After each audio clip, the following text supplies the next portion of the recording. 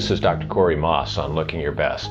I had the opportunity last weekend, the weekend of October 25th, to spend some time with the key opinion leaders in cosmetic injectables in Montreal, Canada, working with the company Galderma that now has Dysport and of course for many years has been involved with Restylane worldwide and will now be doing Restylane in the United States.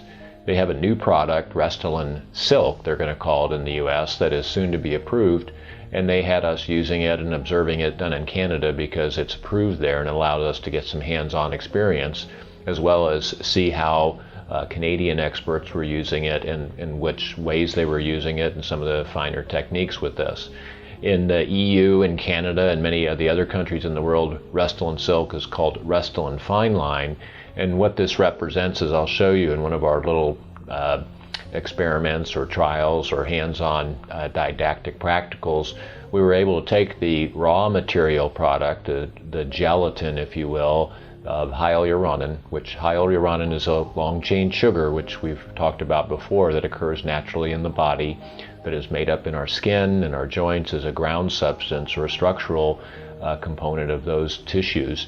And of course when they manufacture it, it is very common thus in nature and humans and all animals and is one that the body easily recognizes. In this little practical that I'll show you here in a minute, we're taking the gel in its raw form and I'm sort of showing you how this material looks as they use it in a kind of a block.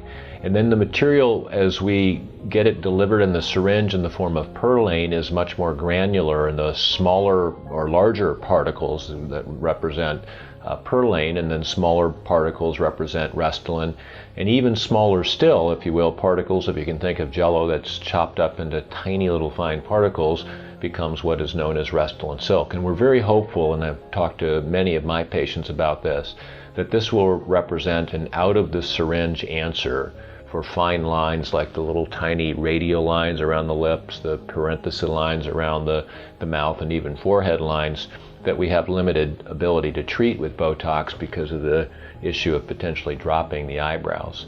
So please enjoy the video. Playing with these materials when they're out of the syringe gives us some sense of their malleability, the properties that they exhibit when they're in the free form. And as you'll see, the Restylane Silk is very fine, clear, where the Perlane that we commonly use in areas for volume enhancement has a much more granular appearance to it.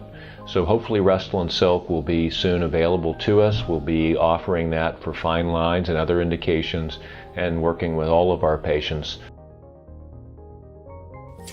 So as a part of this meeting of the Galderma key opinion leaders, we're looking at these newer HA products, specifically the Restylane Silk as it'll be described in the US, and what I'm playing with right now is a block of the nascent HA, and you can see these HAs are hyaluronans, and then I'm really moving over to one of the finished products actually which go into a syringe, which is Perlane. And Perlane is all these products derived from the same block, but Perlane is much larger particle size, and you can see it looks kind of granular in nature.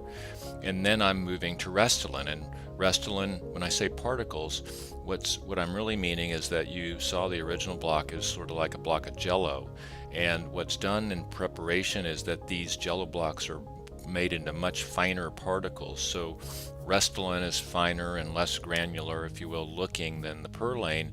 And the new one that we're about to release and that they've had us come in and advise on is this Restylane Silk, and you can see that it almost sticks to itself. It's got a very adherent nature, and these are really tiny, microscopic almost particle sizes that make up Restylane Silk. So I was demoing really the Restylane Silk and how it sticks to itself, a much finer particle size, and really in Europe and other areas of the world it's called Restylane Fine Lines, which the Food and Drug Administration in the US didn't provide those terms for the Restylane product.